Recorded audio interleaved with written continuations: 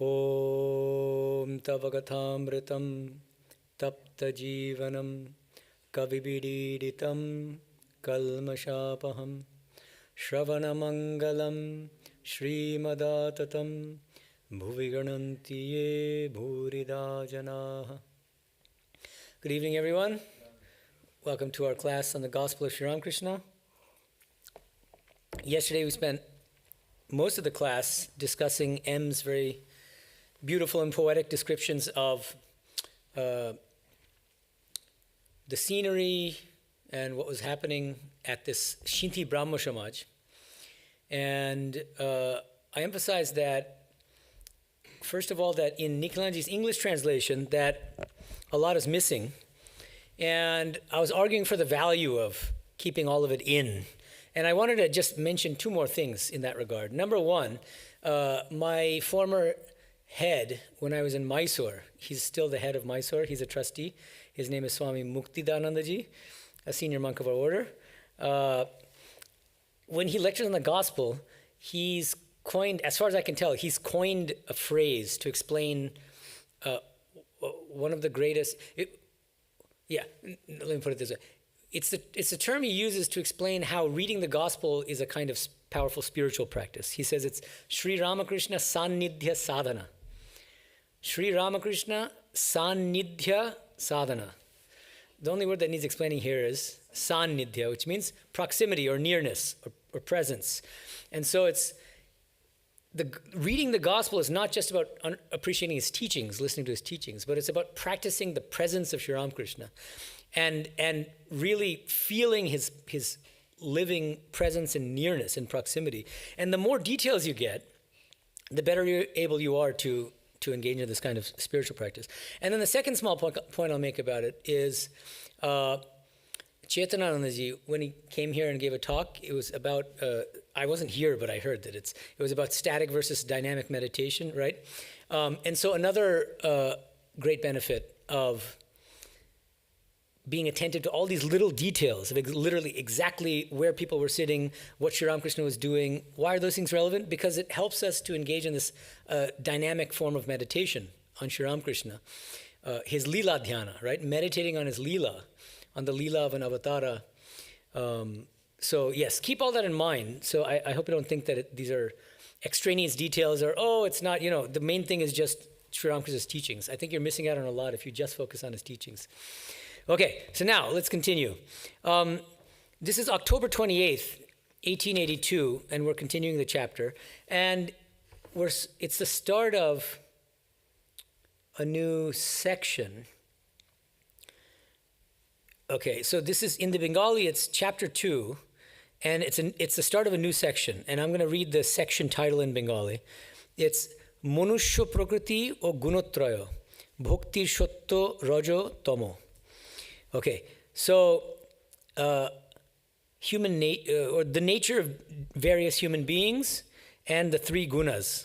Okay, and then the second part of this section title is there are three kinds of bhakti based on the three gunas. So there's a sattvika bhakti, rajasika bhakti, and a tamasika bhakti. Okay, and he'll talk about what those are.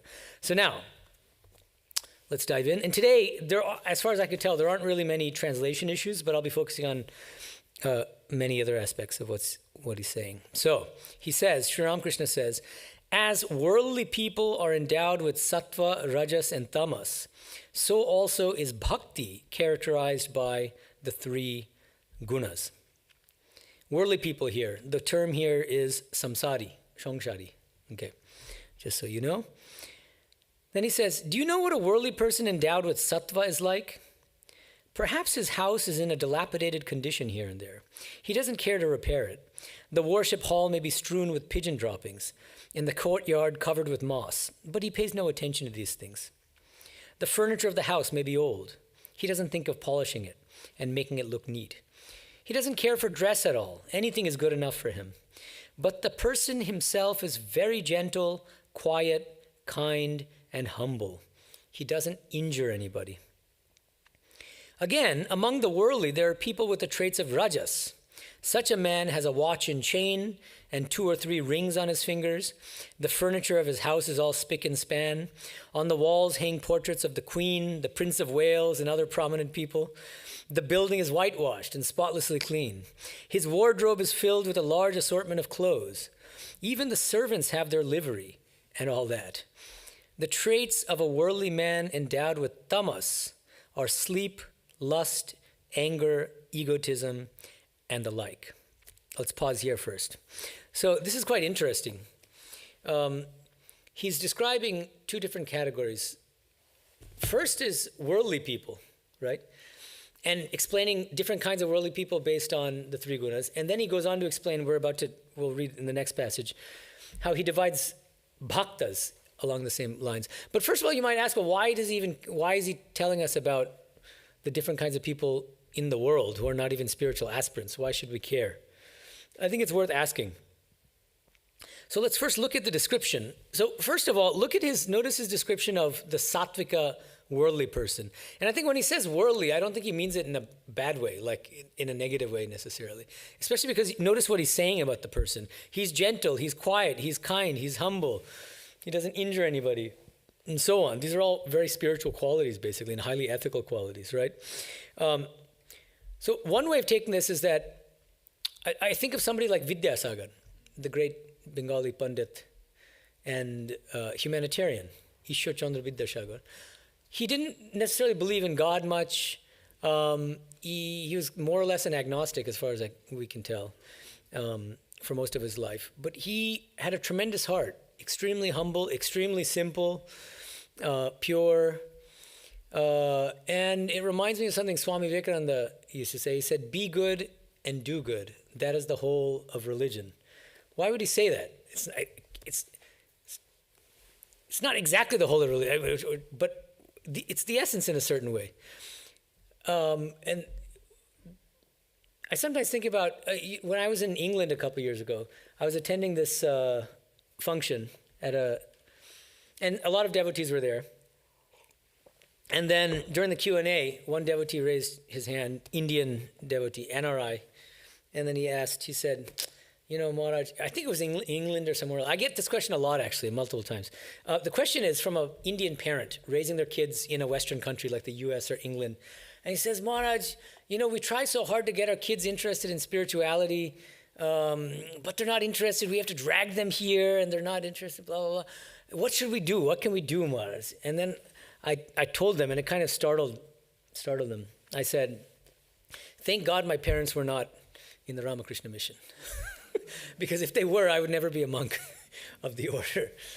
Because at least my personality, my temperament is such that if I feel like I'm being coerced into something, I'll revolt. I'll do the opposite, And so if my parents were trying to raise me in this tradition, I probably would never have come into it. And what I told them is, look, kids are smart. And they look at not just what you say, but more importantly, how you behave.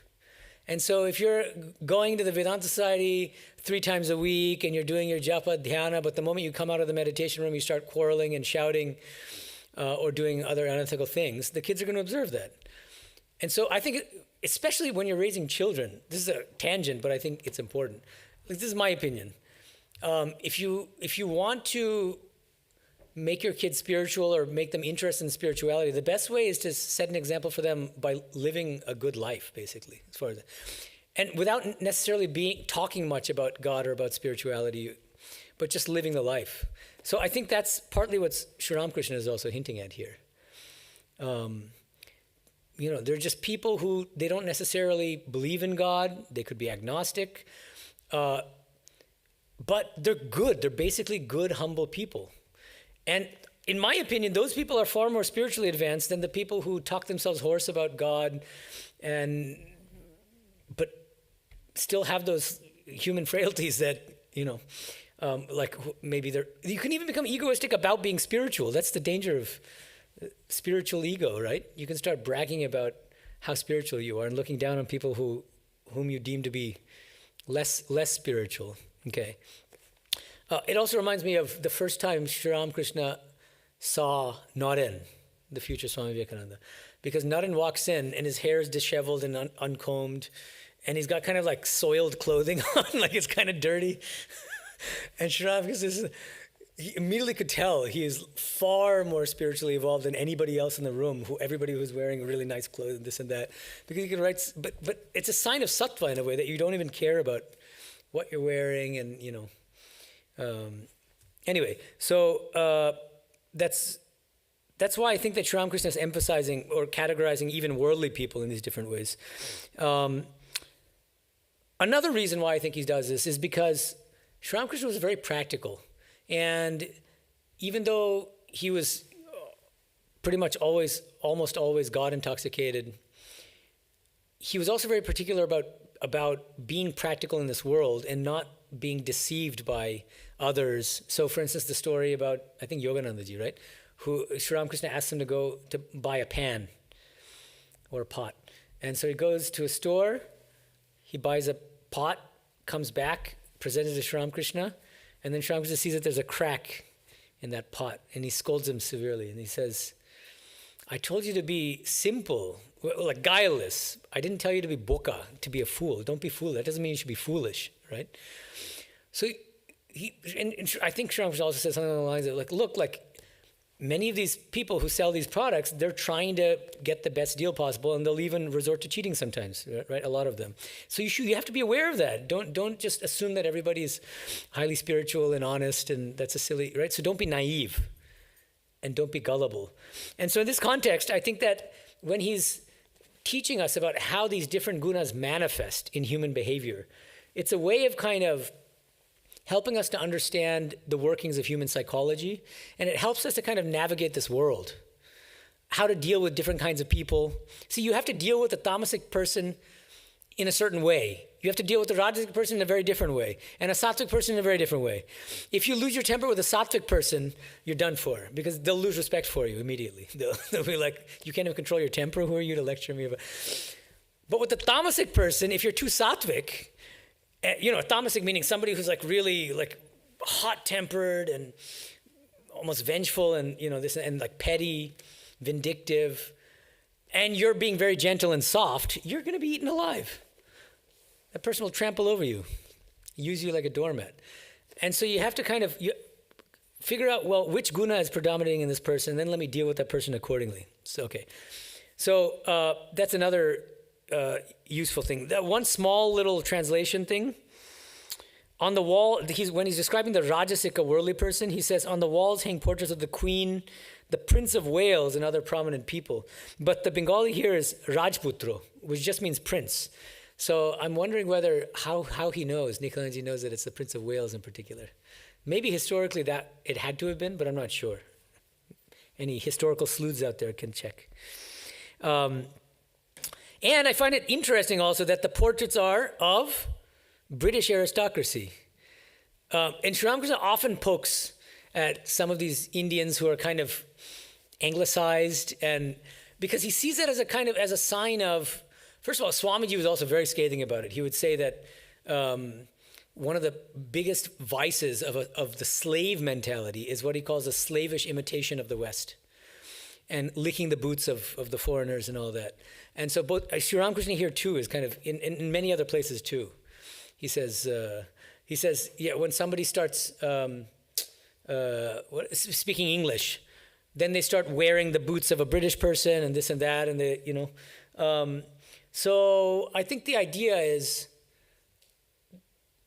people with a lot of ego, there's a certain prestige associated with aligning themselves with the ruling race, right? Even Keshav Shen, I don't know how much you guys know about Keshav Shen, but I've read a lot of his lectures. They're very beautiful lectures, but he was hardcore in favor of British colonialism. And he was claiming that it's divinely ordained that the British rule over Indians, and he was very happy. And he met Queen Victoria and was fawning over her. So it's very interesting to contrast his attitude toward the British with Swamiji's in that regard. But even I think you find the seeds of Swamiji's critical attitude toward the British in Sharam Krishna's teachings, actually. That it's a kind of slavish imitation that is not good. Okay, and then that little sentence, one sentence he has on the tamasic worldly person. The traits of a worldly man endowed with tamas are sleep, lust, anger, egotism, and the like. One question here that I have about this is Bhagavad Gita, chapter 3, verse 36. Kama esha, krodha esha, rajoguna samudbhavaha. So lust and anger, Bhagavan Krishna tells us, are rooted in rajas, rajoguna. He doesn't say tamas. Sharam Krishna here is saying that lust and anger derive from tamas, or are the traits of a tamasic person. How do we square these two things? Any thoughts on that? It's a combination. Yeah, that's what I was thinking too. That it comes from lust and anger, come from tamas, but it also can come from rajas, and that it's a combination. That's where I'm leaning. Are there any other thoughts on how we can reconcile? Yeah, so no mic, but I'll try to repeat your question. Yeah, or point. I think what comes to my mind is the story of the robbers and Yeah. the rajas being what binds us Uh-huh. in the world, and then tamas being what destroys us. In Ayurveda, it's interesting, like onion and garlic, for example, is sometimes said to be both tamasic and rajasic. You know, the fact that they can be very stimulating to the mind, Yeah. create passion, but they can also create that sort of dark sort of energy and sort of. Oh, that's great. That's a nice way of supporting what Narayana is saying and fleshing it out. Lust and anger can be rajasic in that they are binding, that they bind us to this world of samsara. They make us feel very strong emotional attachments, which bind us to the cycle of birth and death. And at the same time, they have a tamasic quality of destroying us in the sense that because it prevents us from establishing ourselves in brahmacharya, for instance, which is a prerequisite for making spiritual progress. And so it destroys our spiritual progress in that. So that's excellent. Thank you. That's very insightful. Okay. Yes, Katyayani. See them like a pie chart. Okay. And so there's like 37 categories. Like a pie chart. Okay. Can you say more than 2 words? So go ahead. So now explain. Elaborate. They intersect. Like some is just. Wait, a pie chart doesn't intersect. Are we talking about a Venn diagram? Wait. Good thing she doesn't have a mic. This. Okay, so wow, I think somebody's hungry. Did you miss dinner today? Okay, so all right. So Venn diagram. So what are the two things here? What are we talking about? Oh, so rajas and Yeah, so they each have tamas. their own category, but then there's like particular spots like the onion and garlic analogy where they intersect together with. Right. So there's some qualities which may be partly rajasic and partly tamasic. Is that correct? Okay. So let's talk about pies. Yeah. Okay. All right. Okay. Good. Thank you. Yeah. No, that seems right. I think everybody's on the same page on this. That just because it stems from tamas doesn't mean that it doesn't stem from rajas. Okay. But that I like your point, which is that the rajasic dimension of lust and anger can manifest in a different way than the tamasic dimension of it, right? Yeah. Good. Okay. So now, let's move on to his description of the 3 kinds of bhakta. He says, similarly, bhakti, devotion, has its sattva. A devotee who possesses it meditates on God in absolute secret, perhaps inside his mosquito net. Others think he is asleep. Since he is late in getting up, they think perhaps he has not slept well during the night. His love for the body goes only as far as appeasing his hunger, and that only by means of rice and simple greens. There is no elaborate arrangement about his meals, no luxury in clothes, and no display of furniture. Besides, such a devotee never flatters anybody for money. An aspirant possessed of rajasic bhakti puts a tilak on his forehead. And Nikhilanji gives a little explanation of tilak, a mark of sandal paste or other material to denote one's religious affiliation. So an aspirant possessed of rajasic bhakti puts a tilak on his forehead and a necklace of holy rudraksha beads, interspersed with gold ones, around his neck. All laugh. At worship, he wears a silk cloth. A man endowed with tamasic bhakti has burning faith.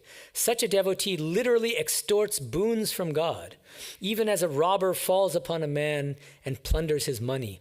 Bind, beat, kill. That is his way, the way of the dacoits. Dacoits, is that a word that's familiar to you guys? Okay, good. Thieves. Yeah, or what would you say? Thugs? Sure, why not? Thug is even better, probably. Bengali, assimilated into English. Dacoit? Thug. Thug is thug. The English word thug is actually Bengali? It comes from the dacoit, I think some. What? I don't know.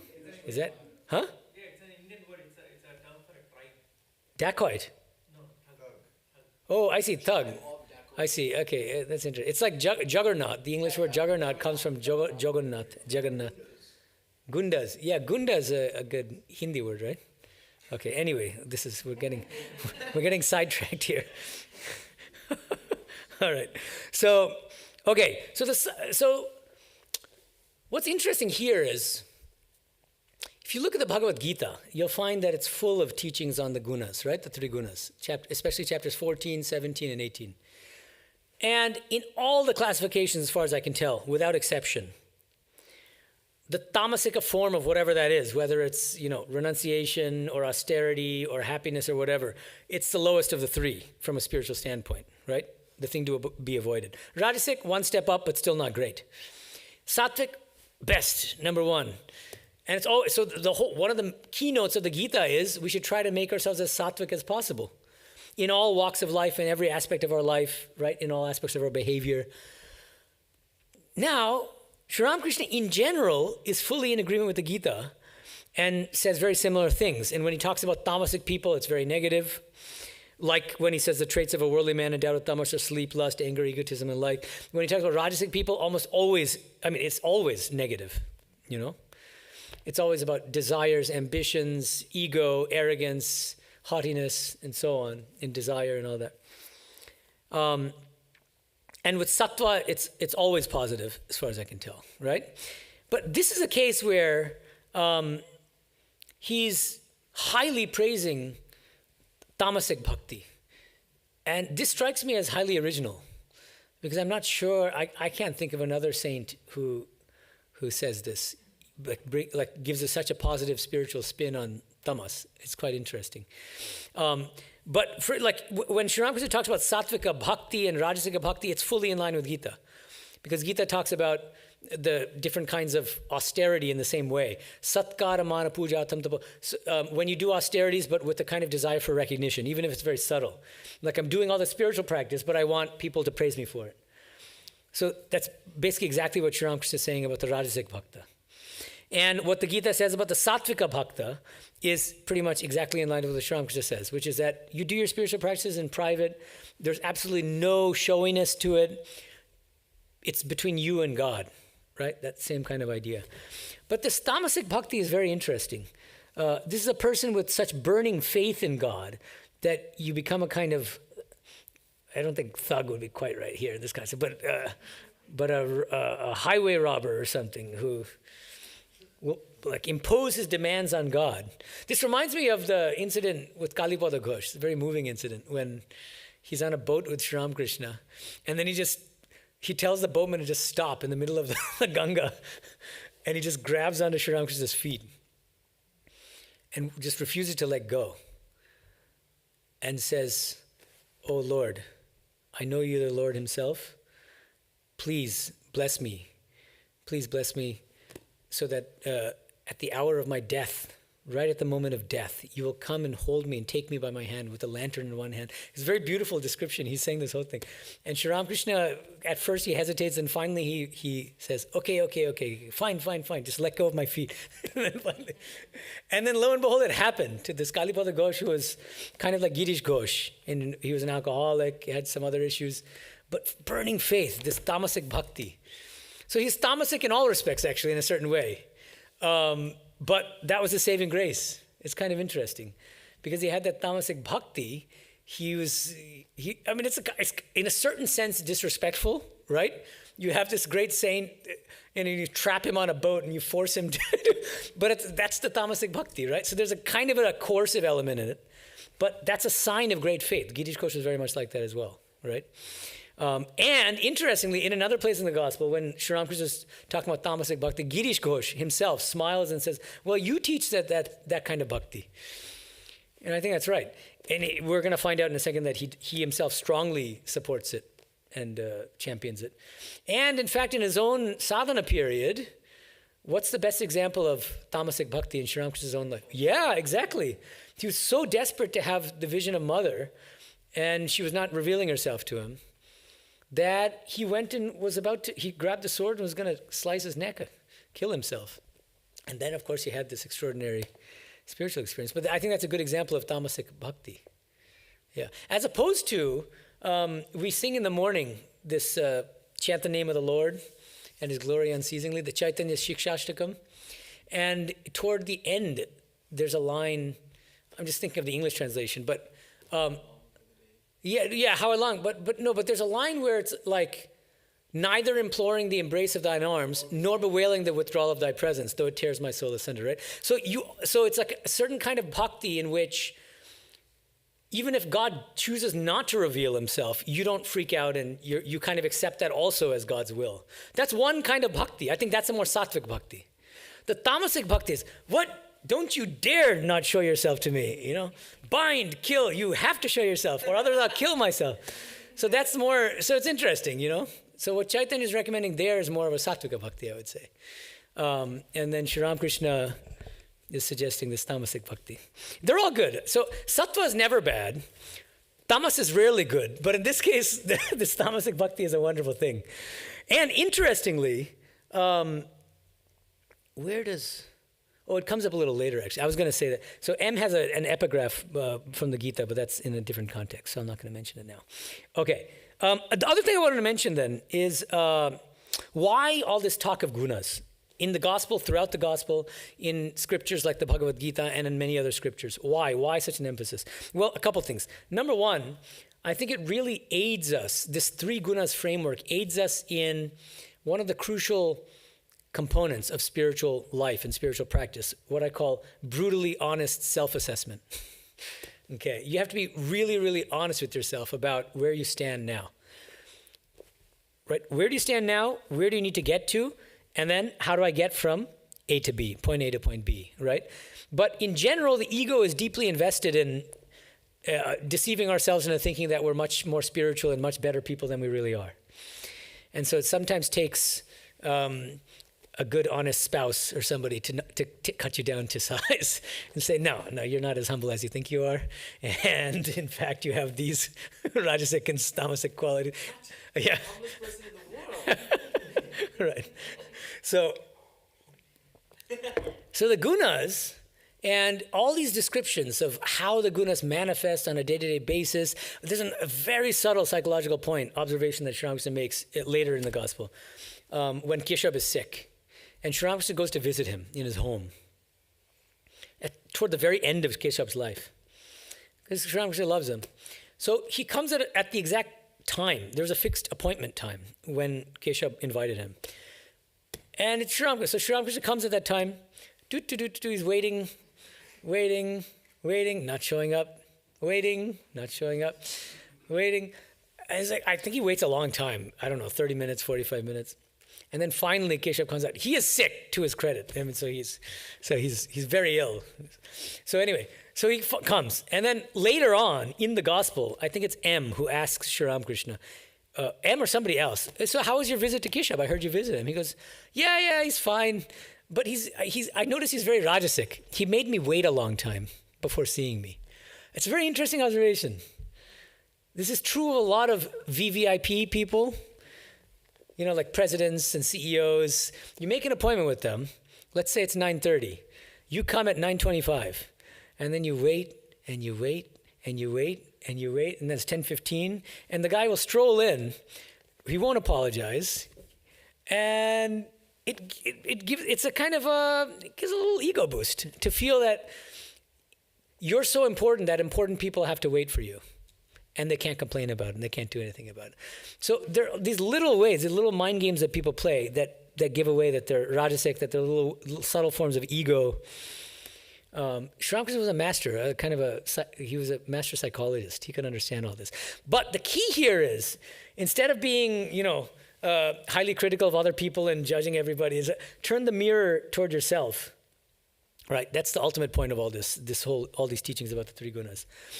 And ask yourself, engage in this brutally honest self-assessment and ask yourself, where does the shoe pinch for me from a spiritual standpoint? What are my genuine strengths? What are my weaknesses? And as I said, some people close to you and who are honest with you can help you with that. And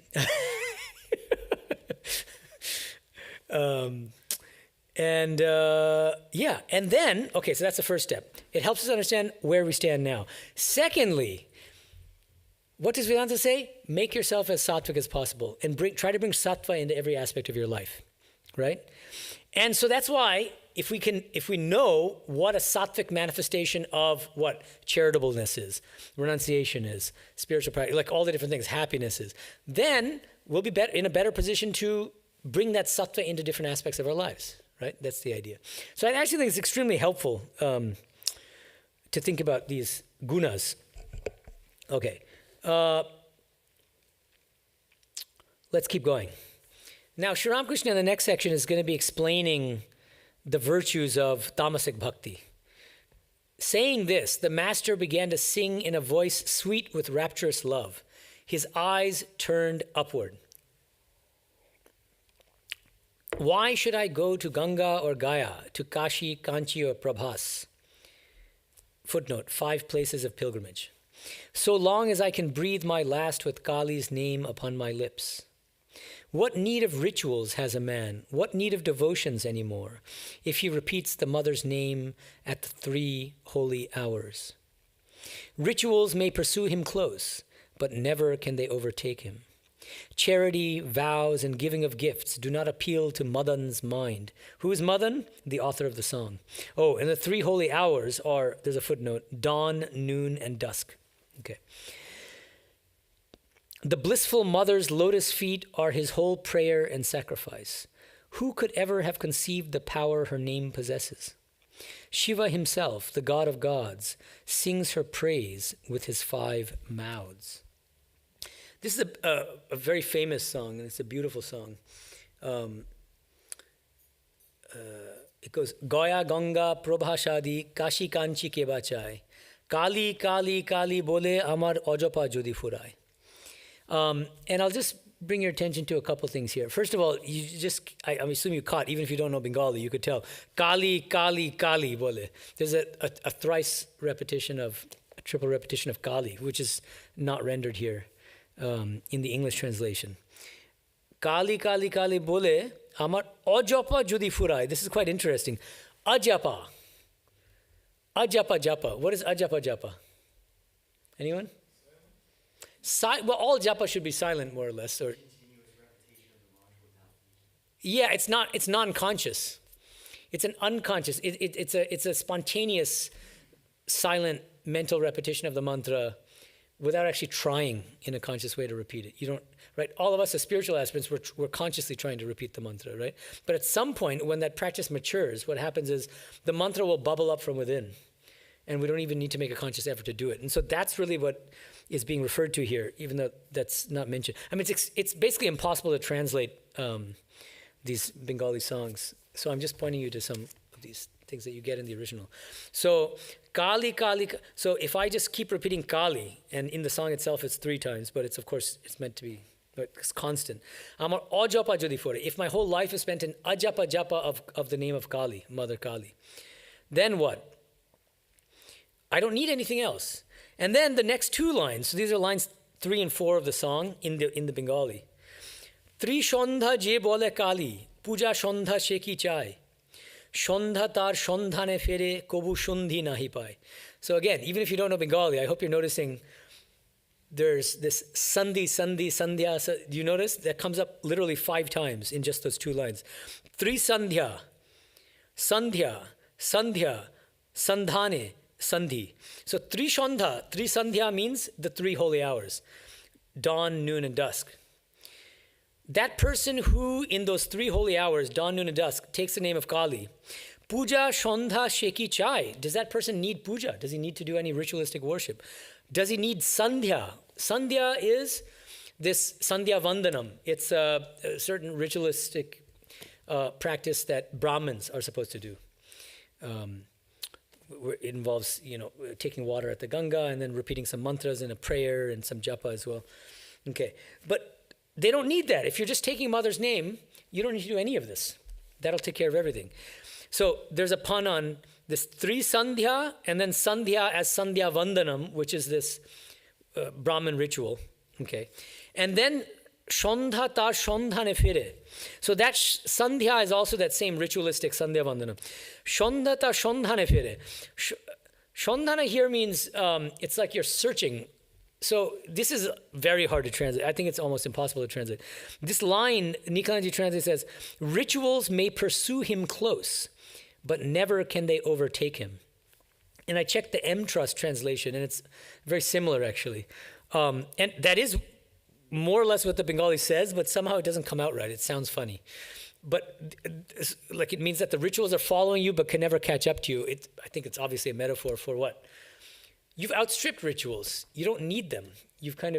Rituals are very important at an preparatory stage in spiritual practice, but at some point you can go beyond them. Sharam Krishna would say, at some point in my spiritual practice, when I tried to do the sandhya, because he's Brahmin, right? And so he would try to do the sandhya, and you're supposed to cup your hands and hold some Ganga water in the hands. He said, I couldn't even hold the water would just trickle through between my fingers. Right? So literally the rites drop off when you reach a certain level of spiritual evolution. Okay. These are the main things I wanted to point out. It's a wonderful song. I recommend that you listen to, you can try to find it on YouTube. The first line again is, Gaya Ganga Prabhashadi Kashi Kanchi Ke Bachai. Okay. And then, Sharam Krishna says, the master, or he doesn't say, M says, the master was beside himself with love for the Divine Mother. He was beside himself with love for the Divine Mother. The Bengali phrase is bhabon motto, drunk with bhava. So literally intoxicated with Mother, in the state of bhava, spiritual intoxication. He sang with fiery enthusiasm. Now this is interesting. Any guesses as to what the Bengali is that he's rendering as fiery enthusiasm? That's a good guess, right? You could think. So it's a very interesting phrase. No, you'll never guess it, actually. That's why it was a trick question. It was just, I just want to make you squirm a little bit. Okay, so now I'm going to tell you what.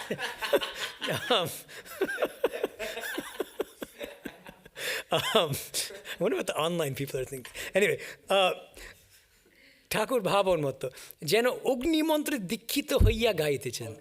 Agni Mantra Dikshita Hoya. It's very interesting. Receiving Diksha in the Agni Mantra. What a beautiful expression this is. See, many of us have received Diksha with a certain mantra. We get the Ramakrishna mantra. Agni Mantra Dikkhita Hoya. He's initiated in the Agni Mantra. This is like, or fire mantra, literally. Yeah, I would say it's not, fiery is more adjective. This is Agni. Agni is a noun. Agni is fire, the fire mantra, initiated in the fire mantra. He sings. So fire enthusiasm, the original Bengali is so evocative. And has so many beautiful kind of shades of meaning. Then, kind of interesting because M suddenly will like insert these section headings at places where you may not expect. So he adds a section heading right after he says this line, that Sharam Krishna was beside himself with love, and he's saying with fire enthusiasm. You would think that he would include the song and then of the section, or maybe put this, but he puts the section heading in between the song and that sentence which I just read. So here's a section heading in Bengali. Nam mahatto o pap, teen prokar acharyo. Okay, nama mahatmya o pap and papa, which means the greatness of God's name and papa, sin. And then, teen prokar acharya, 3 kinds of acharya. 3 kinds of teacher. Okay. So now he sings this song. Ami Durga, Durga. Oh, well, I should read the English first. Okay, so let's see. If only I can pass away repeating Durga's name. How canst thou then, O Blessed One, withhold from me deliverance, wretched though I may be? Then he said, one must take the firm attitude. And here the Bengali for firm attitude is rok. What? I have chanted the mother's name. How can I be a sinner anymore? I am her child, heir to her powers and glories.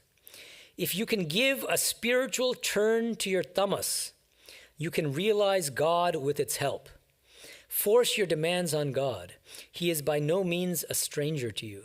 He is indeed your very own. Okay, so all of this is in praise of tamasic bhakti, right? He gives another example in many other places in the gospel. We've already talked about it once, but I'll just mention it again. He gives the example of this very orthodox Brahmin householder devotee of his. Was it Holodhari, right? Holodhari, the incident about he was very thirsty. Or Holodhari, or was it Krishna Kishore? Krishna Kishore, right? Yeah, Yeah, exactly, Krishna Kishore. So Krishna Kishore is walking and he feels very thirsty. He's Brahmin. And he sees a low-caste person with a well, working at the well, and he asks that person to draw some water from the well. And he says, how can I possibly, you're a Brahmin, I'm a low caste. He says, as you're drawing the water, just say Shiva, Shiva, and the water will become pure. And he drank that water. And Sharam Krishna highly praised him for that, having that faith. But that's another example of this tamasic bhakti, this idea of just the faith in that name itself is enough to save you. You don't need to do anything else. You just need to have that faith in God and repeat God's name. Now, this last thing he says, if you can give a spiritual turn to your tamas, you can realize God with its help. This is quite interesting. He uses this phrase, which he uses a lot in the Gospel. Tamogun ke mod firiye dile Ishwar labh hoy. Mod firiye dawa. Give it a Godward turn, a divine spin, Like you put English on a ball, so you kind of give it a divine English. That's for the British guy out there, yeah. I don't know what that was. But in other places he says that if you have lust and anger and greed, what can you do? You can't just get rid of them. So what should you do? Mod firiye dao. Turn them toward God. And he gives examples. He says, because you might be wondering, what does it mean to turn lust toward God? He says, if you have to have lust after God, desire God. And in doing that, what happens? The lust itself transmogrifies. Okay, now you can laugh at me. I'm using a... Hey, there you go, see? I have a PhD. Okay, but the point is, if you can turn your lust toward God, it's no longer that same lust anymore. That's the beauty of this process, right? And the same thing goes with anger. If you have to feel anger, get angry at God for not revealing herself to you, right? And again, that becomes this tamasic bhakti, and then that itself it transforms into vyakulata, right? Intense longing for God, which is very sattvic actually at the end of the day. And greed. If you have to be greedy, don't be greedy for money, be greedy for God, right? Yeah. Was wine alcoholic. And so Ramakrishna told him to go ahead and drink wine, but offer it to... Exactly, Divine Mother, right. That's another good example. It's also like turning passion into compassion. That's nice. Yeah, that's nice. Turning passion into compassion. Very nice, thank you, yeah. Yeah, and the Gita Epigraph, that example is also, that's a good example of tamasic bhakti actually. You're doing something that you know is not good. You're trying to kick the habit. So what do? Offer it to Divine Mother. Warts and all, even though it's bad. But because you have such faith in Mother, eventually he ended up becoming sober, right? He stopped drinking because he at some point he felt guilty about offering that to Divine Mother. Because he loved Mother so much. So that's why, don't try this at home. This is not meant for everybody. But based on the temperament, Sharam Krishna could tell that he had this tamasic bhakti, and that's why he recommended that practice for him. He wouldn't recommend it to Nag Mahashoy or like someone else, So each person is different. Okay. Here's a question for you guys, either here or online. Because this teaching of Sharam Krishna strikes me as quite distinctive and original. This mod firiye dawa, you take these very worldly propensities, qualities, impulses, and you give them a Godward turn. Here's the challenge. Find any scriptural sources recommending this kind of practice. Whether they're Vedantic scriptures like the Upanishads or Bhagavad Gita, whether they're Vaishnava scriptures, whether they're Tantric scriptures. My intuition is that it would be better aligned with Tantric practices.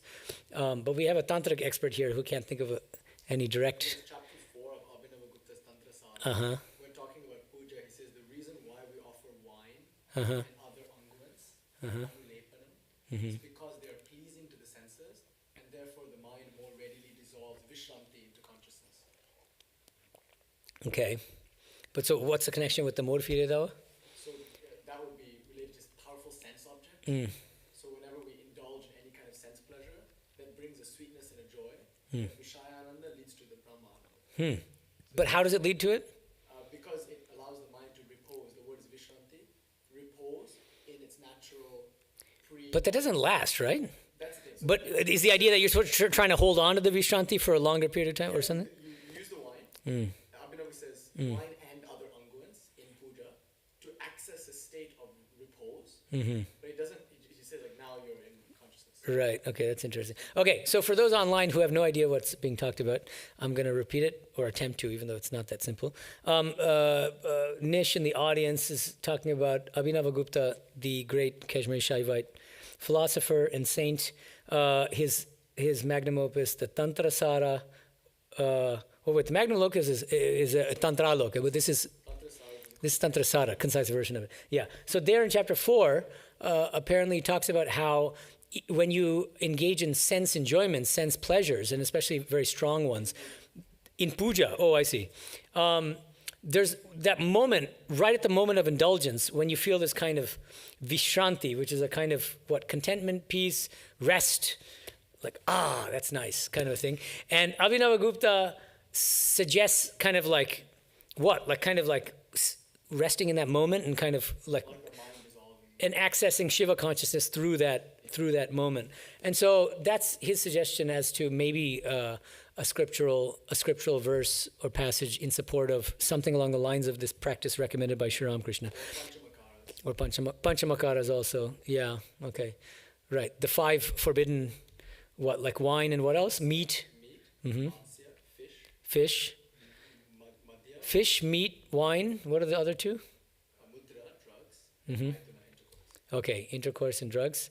And so through those things somehow accessing God. Is that the idea? Okay. So maybe you could see that. Yeah. Of course, Sharam is not recommending that, but the structure, the principle maybe behind it might be inspired by that in a way. Okay. So if anyone else can think of other examples of scriptural sources for this teaching, please put them in the YouTube comments. And I always read the YouTube comments. I don't usually respond, but it's fun to read them. So thank you. So keep it coming. Okay.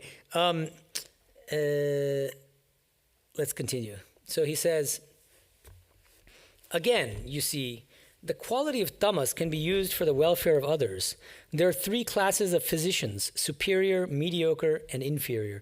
Uttam, Madhyam, Adham. The physician who feels the patient's pulse and just says to him, take the medicine regularly, belongs to the inferior class. He doesn't care to inquire whether or not the patient has actually taken the medicine. The mediocre physician is he who in various ways persuades the patient to take the medicine and says to him sweetly, my good man, how will you be cured unless you use the medicine? Take this medicine. I have made it for you myself. Actually, this my good man, I feel like that's a little stiff and my good man. It's, it's Lokiti Kao. I mean, Lukki in Bangla. Any Bengalis here? Do we have any Bengalis? No. Okay, no. Okay, but Lukki, it's like what a mother will tell her 4-year-old. Lukki, oh dear boy. It's kind of like that. So it's that kind of persuading. My good man is way too, I don't know what that is. So anyway, okay. Okay, take this medicine, I've made it for you myself. But he who, finding the patient stubbornly refusing to take the medicine, forces it down his throat, going so far as to put his knee on the patient's chest, is the best physician. This is the manifestation of the tamas of the physician. It doesn't injure the patient. On the contrary, it does him good. Like the physicians, there are 3 types of religious teachers. The inferior teacher only gives instruction to the disciples but makes no inquiries about their progress. The mediocre teacher, for the good of the student, makes repeated efforts to bring the instruction home to him, begs him to assimilate it, and shows him love in many other ways. But there is a type of teacher who goes to the length of using force when he finds a student persistently unyielding. I call him the best teacher. And now we have to pause here because I feel vindicated personally.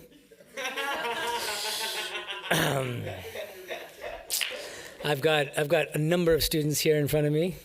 One of them is about to fall asleep. I have to just call them out. But it's understandable. He woke up at 2:30 in the morning.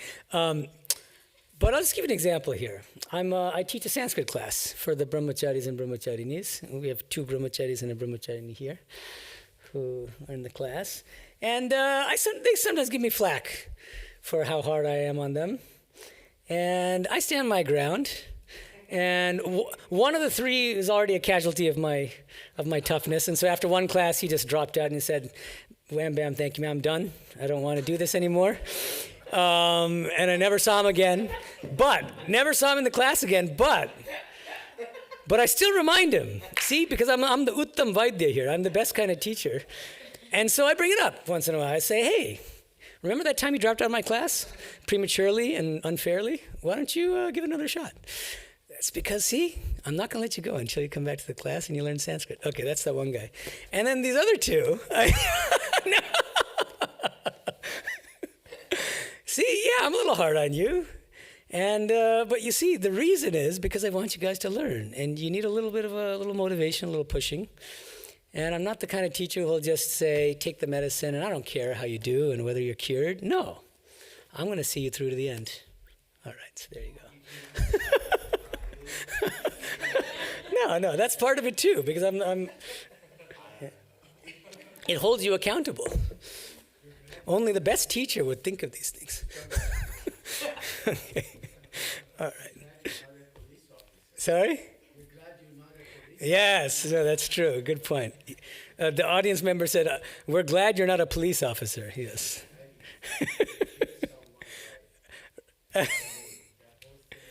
Yes. Oh, you mean like the? Well, sorry, say it again.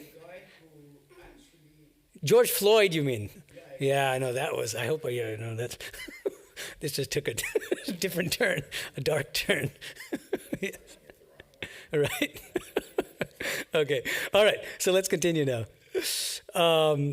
This is the beginning of a new chapter. This is chapter 4 in the Bengali. Chotuto Poriched. And here, there was a Gita Epigraph that I wanted to mention, which I forgot. Right before he says there are 3 kinds of bhakta, right, with the 3 gunas, he uses an epigraph. M uses an epigraph from 2.3 of the Gita, chapter 2, verse 3. Klaibyam ma asmagamaf pata naita tvai upapadre kshudram hridaya daurbalyam takvatishta parantapa.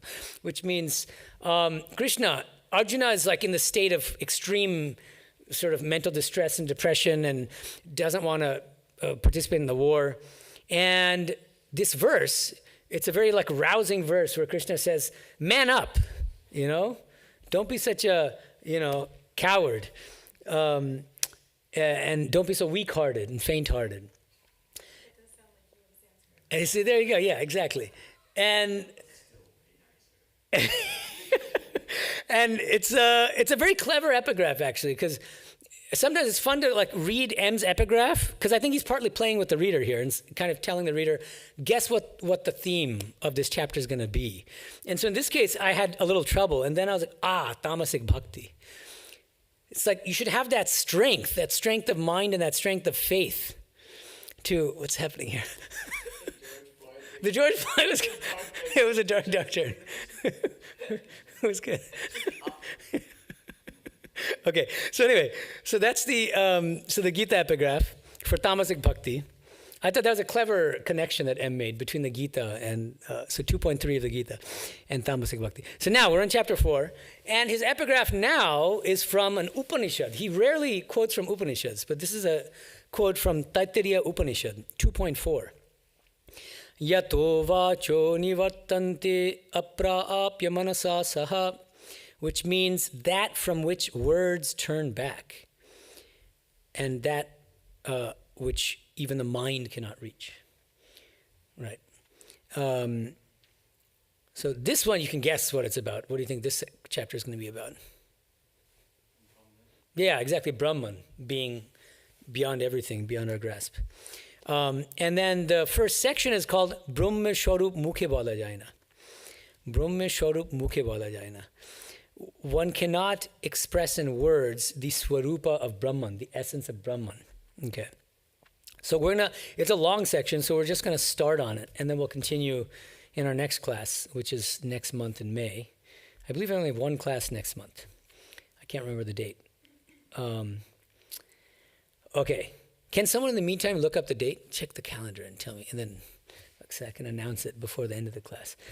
Okay. Now, let me continue. Where is it? Okay. A Brahmo devotee. Sir, has God forms or has he none? All the stuff I wrote on the board, I got to cover that. Okay. So the gospel class next month is May 28th, Wednesday. So stay tuned. That's a long time from now, 1 month from now almost.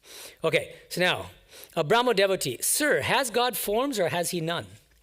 Master, no one can say with finality that God is only this and nothing else. Here the Bengali, it's very nice. Tan iti kora jaina. Iti, I-T-I.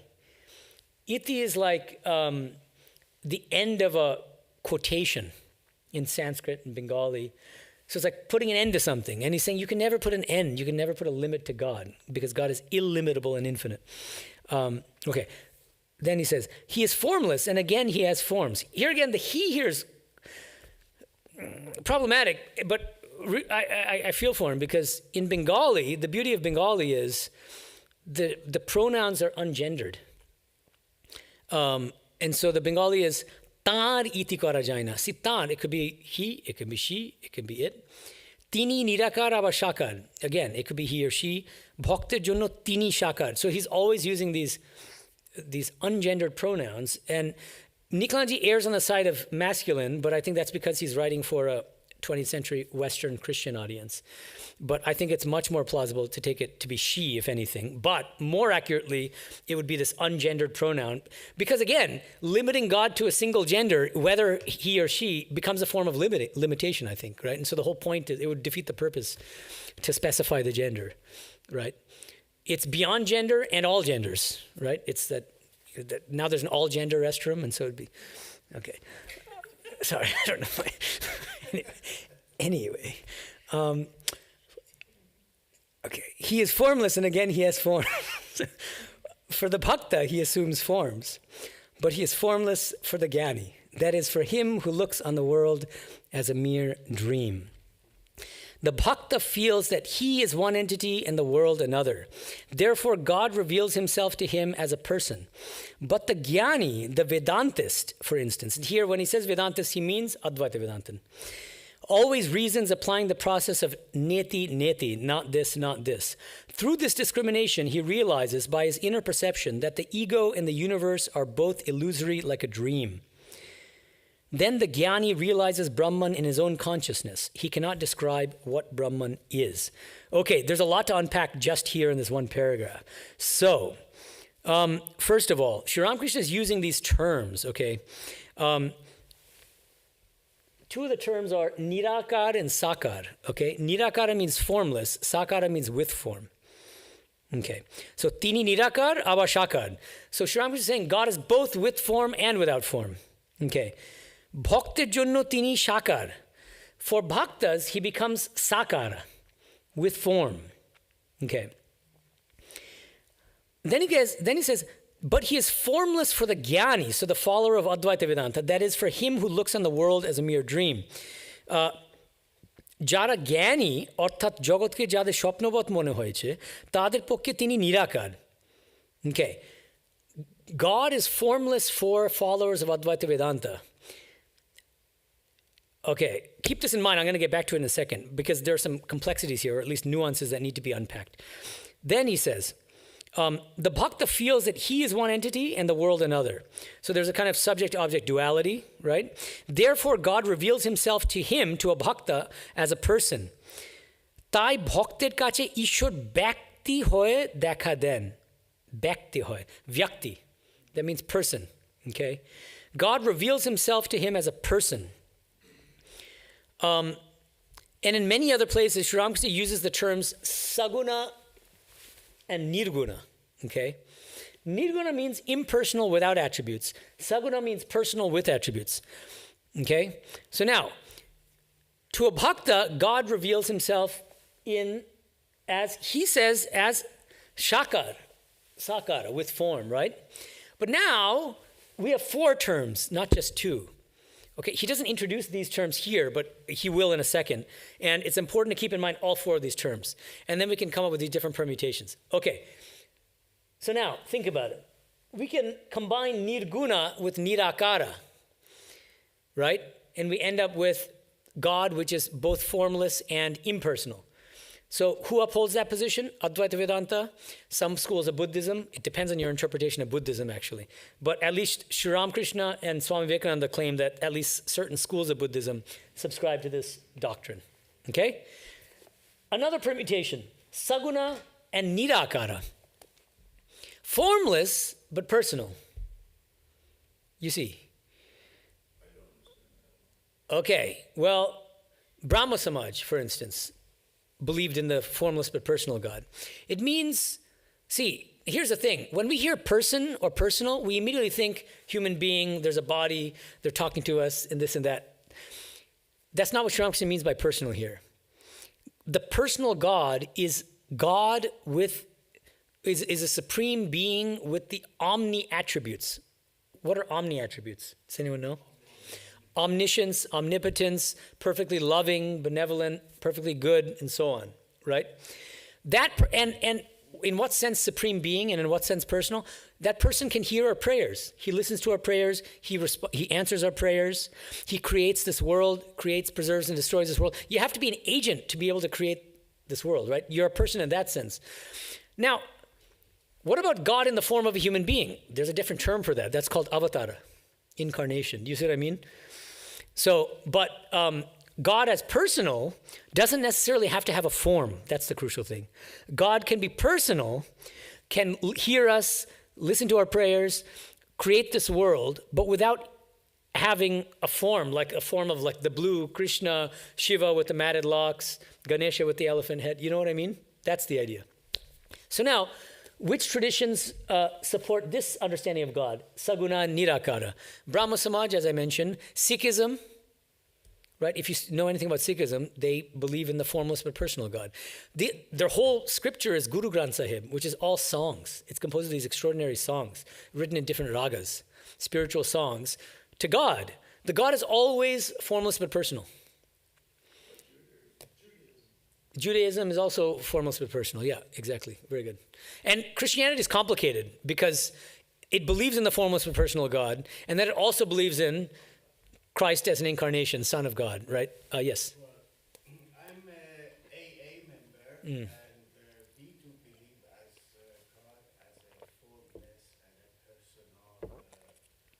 If I'm not mistaken, I heard from another one of your colleagues who is here on top, I cannot pronounce his name, many years ago. The person who started the AA, Yeah. Alcoholics Anonymous program, Bill W. Bill Wilson. Yeah. Your colleague told me he got it from Vedanta. Yeah. And the book he wrote, we do believe in a formless. Yeah. There's definitely a Vedantic influence. He was friends with Gerald Hurd in Trabuco Canyon, which is one of our sub-centers in Orange County. And so there was a Vedantic influence. There is some question about the historical chronology of when he encountered Vedanta, but so that's something that, because I gave a talk on this where I basically said what you said in Trabuco, but then somebody wrote a letter to me later saying that the years, like there's something about this influence might not be, anyway, it's a little... I'm pretty sure being he has been. yeah, it's possible. The book that he has been influenced, that he read every day, was the Sermon on the Mount. Right. That Bill W. would read the Sermon on the Mount. Yeah, right, yeah. And probably he was aware of Prabhupada book, Sermon on the Mount According to Vedanta. So he's interpreting, there's a beautiful book, you should read it if you haven't read it. The Sermon on the Mount. Oh, okay, all right. Well, keep at it. Yeah, so he might have read Prabhupada's book on the Sermon on the Mount from a Vedantic standpoint, And so then that again would be an indirect Vedantic influence as well, or that's pretty direct influence actually. Okay, so now Islam is another example. Judaism too, I should have added that. So Judaism, Islam, these are all examples of traditions that believe in the formless but personal God. Now, another one, Saguna and Sakara. Those who believe in God, the personal God, with form, with forms, with S. Like Hinduism is a good example. But where does Hinduism fall on this? Everywhere. That's the beauty of Hinduism. Where does it not fall? That's the greatness of Hinduism, it seems to me. Or one of the nice things about it. Yeah, so you get, why not have everything, right? And here's what I do at the end here. Notice what I did here. Nirguna Sakara, right? That's the fourth of all these permutations. Why not impersonal but with form? Because I think it's incoherent. Because if something has form, it can't be completely attributeless and it cannot be totally, radically impersonal. Now, I would say that, I'll say one caveat on that, which is Sharam Krishna will sometimes say that followers of the path of knowledge will sometimes meditate on their own nature as non-dual pure consciousness as a kind of light. And he'll say that that's a kind of formless meditation. And you can do formless meditations that lean personal, but I think there's also a kind of formless meditation that leans impersonal. And I bet you'll find in the classical Advaitic texts in like Panchadashi, I'm not sure, I'm pretty sure I've read them in certain places, where you're encouraged to think of Nirguna Brahman as a kind of jyoti, as a kind of light, or jyotira jyoti. Even Upanishads talk about the light of the lights. So that arguably could be an example of a kind of nirguna but sakara, because even visualizing a light is a form, right? It's not like four arms and with like a bloody head of somebody that I didn't even notice it in the cake until somebody pointed to me. But anyway, okay, so random. Thumb-sized light in the heart. That's part of that. Angushta matra purushontaratma, this is from Kathopanishad. Sada jananam hriday sannivishtaha tam svat shrirat pravahen munjadi veshikandhari. Yeah, but I don't think that there's light in that one. But there's another one. It's from the Mundaka Upanishad. Satyena labhyas tapasa hesha atma samyak jnanena brahmacharyena nityam antasharire jyotirmayo hi shubhro yam pashyanti yat akshina dosha. So antasharire jyotirmayo hi shubhro. So you should meditate on the Atman, which is jyotirmaya, which means this effulgent light, this radiant light. So it's mentioned a lot in the Upanishads. So you're on the right track. And yeah, the Angushta Matra of Purushantara, you can think of it as a light. It's just not, it doesn't use the word light in that context. But yeah. Okay. And then, this is a good segue into, this is just a kind of little teaser for the next class, because you have to wait a whole month to get to the next gospel class. I find it fascinating the way he explains the path of knowledge here, because he says, in the original Bengali, he says, "Bichar kore gyanir bodhe bodh hoy je ami mitha jogoto mitha shopnobot." It's a very unusual way of explaining the path of knowledge. He says, the jnani will reason and internalize this. Ami mitha, I am false, I am unreal. And jogoto mitha, the world is unreal. World is unreal is standard Advaita 101. But I am unreal, a very interesting way to put it. And that's why Nikalanji's translates this I, this ami. Ami just means I, like it's a pronoun. Like I say, like I'm hungry. So, but he says ego here, right? Because ego, it can't be I. I mean, there's some I, that's the whole, that is pure consciousness, right? When it's removed of all the upadhis, all the limiting adjuncts. That's the standard Advaitic practice. Ramana Maharshi, what does he say? Who am I? Who am I? It's self-inquiry. Hold on to the I, in fact. That's the whole practice as far as we're usually told, right? Hold on to the I. Right now, I think that I am Swami Medhananda. I'm sitting at this desk, and I have these, qualities and blah, blah, blah. And what Advaita Vedanta will tell you is, good. So, I am Medhananda. Now drop the Medhananda and just focus on the I am, or just the I, right? Sarvapanji talks about this a lot too, right? But Sharam Krishna's teaching is a bit different. Ami mitha. The I itself is unreal. And then he goes on to explain it. And we'll talk about it next time because this actually requires some elaborate discussion. But I want you to think about in what sense he's saying that the Jnani says that the I is unreal, the I is mithya. Okay, think about it. I have one initial suggestion, and I'll need to think more about it because I'll think about it more for the next class when we talk about it in more detail. But one way I was thinking about it is the moment we say I, there's a self-reflexivity. Okay, there's a self-awareness. I am hungry. I'm also aware that I'm hungry. It's like the I is aware of itself. And what Sharam Krishna seems to be saying is radical Advaita denies that Brahman is self-reflexive, unlike Kashmiri Shaivism, for instance. This is a key difference between Tantra, Kashmiri Shaivism on the one hand, and Sharam Krishna's Vijnana Vedanta, all on one side. They all believe that Brahman and Shakti are non-different. And because of Shakti, there's this vimarsha, there's this self-reflexive element to pure consciousness, right? But in Advaita Vedanta, by contrast, Brahman is not even self-aware. It's a really radical idea. Why can't it be self-aware? You might say, well, that's kind of weird. We're self-aware. Why can't God? If we're self-aware, shouldn't God be self-aware? Shouldn't God be more than we are? Like have at least what we have and then more. Like we're dumb, but we have like a 150 IQ, or that's not dumb. 100 IQ. And God is like 1,000,000 IQ, right? But in this case, how is it that we're self-aware, but then God is not self-aware? So is he like a stone in that regard? That's weird. And that's the Abhinavagupta critique of, that's a Kashmir Shaivite criticism of Advaita Vedanta, actually. It's like you're turning Brahman into a kind of something insentient, into a pot. Yeah. He has some good, what's the thing that the kids use these days? Comeback zingers. Yeah, zinger's good. Zinger's good. That's more our generation, or no, my generation, but anyway, I can't remember. Anyway. Okay. So I think that what Sharam Krishna is saying is that at a very subtle level in the spiritual practice, you have to give up even the idea of self-awareness. Because the classical Advaita Vedanta will say that self-awareness itself implies subject-object duality of some sort. Right? If the mind is aware of itself, if the I is aware of the I, that becomes itself a kind of a duality of sorts. It compromises radical non-duality.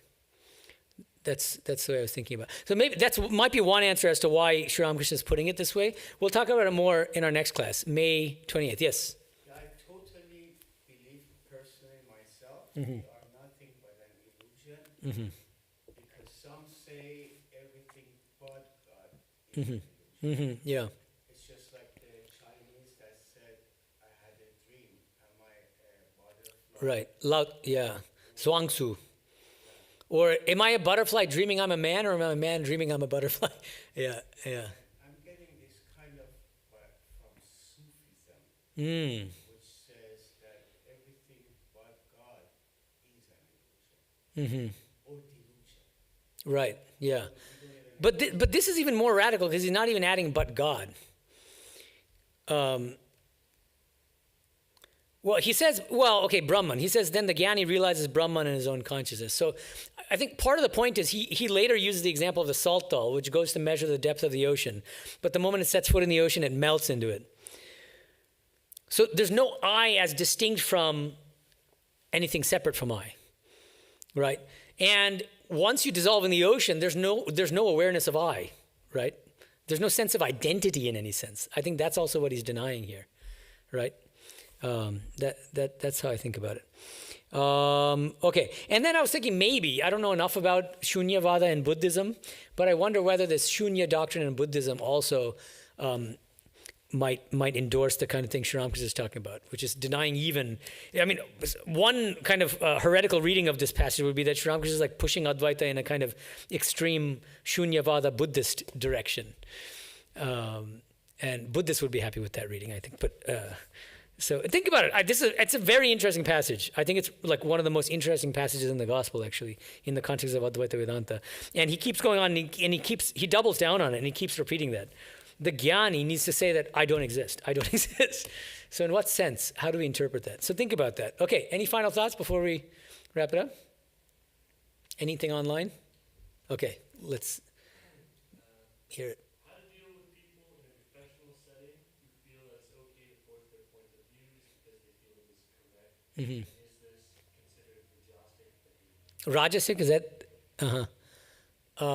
Right. So in the workplace, when somebody is, let's say, like either a boss or a coworker is kind of arrogant and domineering and won't take no for an answer and is like forcing you to accept his or her standpoint, is that the idea? So is that rajasic? Yes, I think that is very rajasic, but it's probably also combined with tamas, especially if you're very rude about it. So rudeness. Sharam Krishna will give a great example of somebody who's very tamasic. The example he gives is they're bringing a box of sweets for somebody, and along the way, before even reaching the person that he's going to give the sweets to, he'll just lick it. He'll lick the sweet. And you're going to ask why. It's a good question. And then he goes and he hands the sweets over to the guy, doesn't tell the guy that he licked the sweets. The guy's going to happily eat it. He won't know that.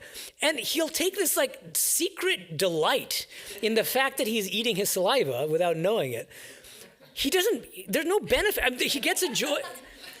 So the whole point here is that it's like a very tamasic person, somebody who's like, he'll do something really cruel and harmful even if he's not even benefited in any tangible way. Like he's that degraded a human being. So it's kind of interesting. What?